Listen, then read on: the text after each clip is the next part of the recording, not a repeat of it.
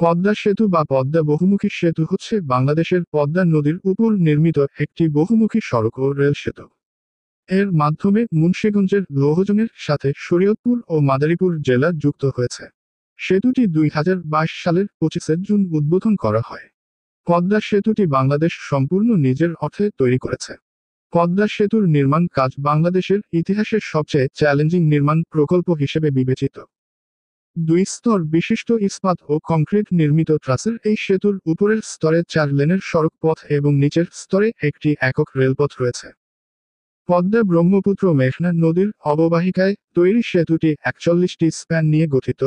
প্রতিটি স্প্যান লম্বায় 150.12 মিটার, অর্থাৎ 492.5 ফুট, এবং চওড়ায় 22.5 মিটার, অর্থাৎ 74 ফুট। সেতুটির মোট দৈর্ঘ্য 6.15 কিমি, অর্থাৎ 3.82 মাইল। এটি বাংলাদেশের দীর্ঘতম সেতু।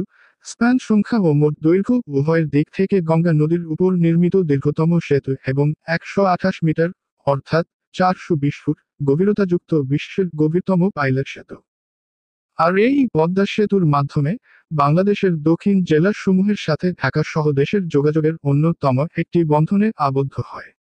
ভিডিওটা কেমন লাগলো অবশ্য কমেন্ট করে জানাবেন।